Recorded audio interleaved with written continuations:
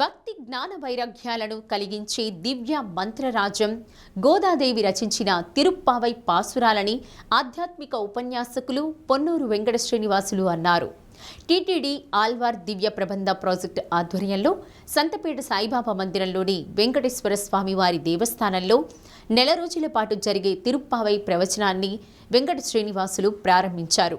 తిరుప్పావై పారాయణం వల్ల అనన్య శేషత్వం, అనన్య భోగత్వం, అనన్య శరణత్వం లభిస్తాయని తెలిపారు. జీవాత్మను పరమాత్మలో ఐక్యం చేసే తిరుప్పావై వ్రతాన్ని ఆచరించి భక్తులు తరించవలసిందిగా కోరారు.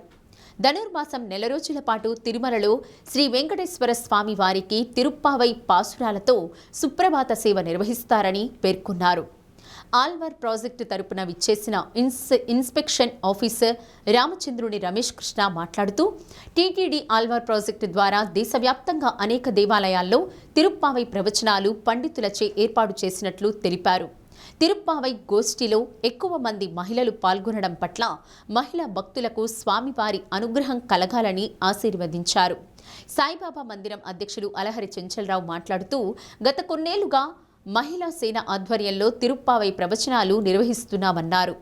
కార్యక్రమంలో తిరుప్పావై గోష్ఠి అధ్యక్షురాలు దామచెల్ల లక్ష్మీ ప్రసన్నకుమారి, అర్చక స్వాములు సుధాకర్ శర్మ, సాయి శర్మ తదితరులు పాల్గొన్నారు.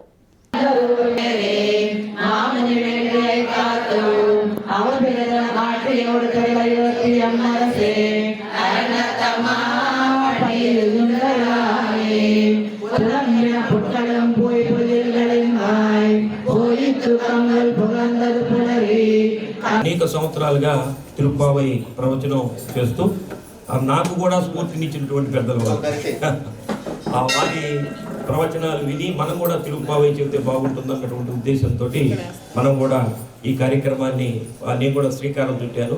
భగవంతుడి యొక్క అనుగ్రహం, వెంకటేశ్వర స్వామి వారి యొక్క అనుగ్రహం, ఇప్పుడే మనం గురువు గురించి చెప్పుకున్నాం.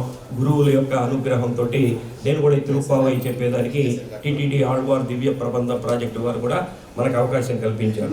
ఇప్పుడే మనం చెప్పుకున్నట్టు నీలాతుంగ స్తనగిరి తటీ సుప్తం ఉద్బోధ్య కృష్ణం, ఆ నీలాదేవి యొక్క హృదయం మీద స్వామివారు తదేకంగా నిద్రపోతూ ఉన్నాడట.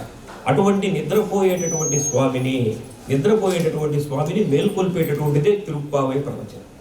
యశోదాదేవి యొక్క సోదరుడైనటువంటి కుంభుడి కూతురు కాబట్టి సాక్షాత్తు ఆయనకి మరదలు. ఆమె పరమ భక్తురాలు ఆయనకి. ఎవరు ఈ నీలాదేవి మనకెవరికి తెలియదు. మనకి నీలాదేవి ఎవరైనా తెలుసుకోవాలంటే మనకి చెన్నకేశ్వర స్వామి గుడి తెలుసు కదా, పెద్ద శివాలయం, కొండ మీద శివాలయం పక్కన ఉన్నటువంటి ప్రసన్న చెన్నకేశ్వర స్వామి శ్రీ భూనీలా సమేత ప్రసన్న చెన్నకేశ్వర స్వామి ఆయన.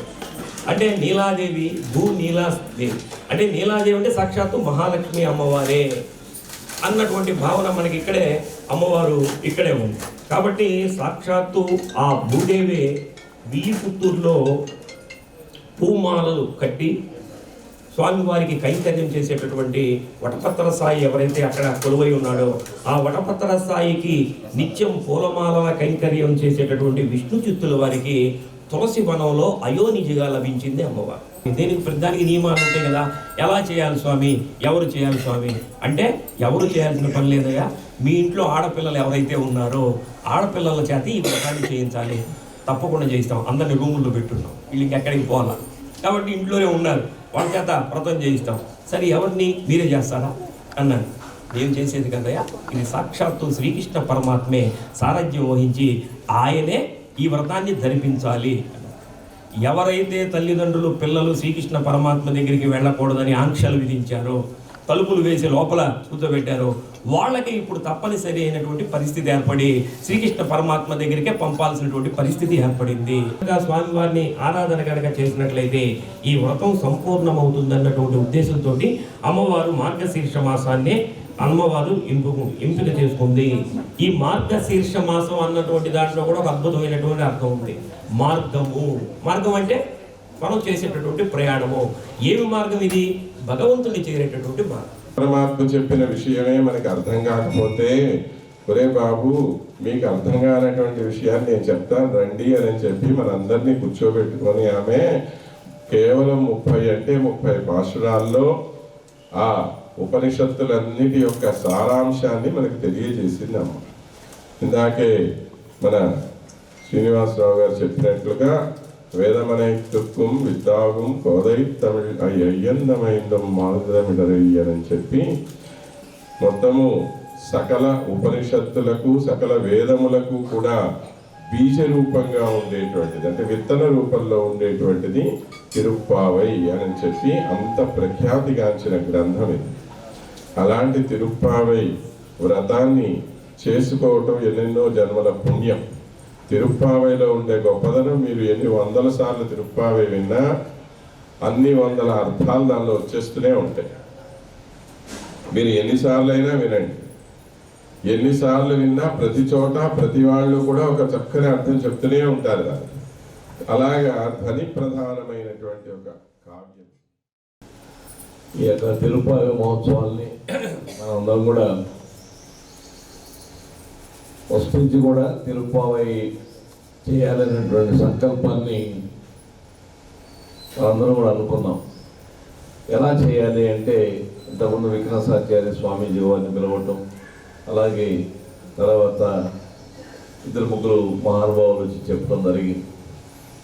దాంట్లో నుంచి వారు చెప్పినటువంటి ఆ జ్ఞానాన్ని పరిపూర్ణంగా పుచ్చుకున్నటువంటి మహిళలు ఇక్కడ ఉన్నారు కొంతమంది.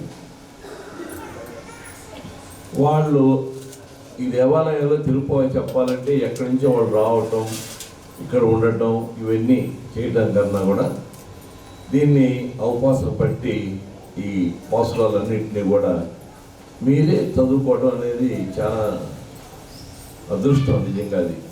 ఎందుకంటే నేను తిరుమలలో పనిచేసేటప్పుడు ఈ తిరుప్పావై గురించి ఇక్కడ ఉండే మహానుభావులందరితో కూర్చొని నేను వెళ్తూ ఉండేవాడిని. అలాగే అక్కడి నుంచి తమిళనాడు స్టేట్లో నేను వర్క్ చేసేటప్పుడు ప్రతి రాష్ట్రం అక్కడ ఉండేటువంటి ప్రతి జిల్లాలో తిరిగేవాడిని. దేవాలయం పోతే ఉద్యోగం దేవాలయాలు, ఆ దేవాలయం మొదలు మీనాక్షి కానీ ఎక్కడికి పోయినా సరే అక్కడ ఈ సీజన్లో నేను కంపల్సరీగా ఆ ఉదయాన్నే, అంటే వాళ్ళు తమిళనాడు కల్చర్లో ఆడవాళ్ళు కట్టు వేరే ఉంటుంది. మీరు తమిళనాడు కల్చర్ కట్టు బ్రాహ్మిన్స్లో వాళ్ళు చాలా ఉదయాన్నే తెల్లవారుజాములు వేసి ముగ్గులు వేస్తూ ఆ దేవాలయం ముందు ఆ పాసురాలన్నీ చదువుతుండే వాళ్ళని చూస్తే నిజంగా గోపికలేని వీళ్ళు అనే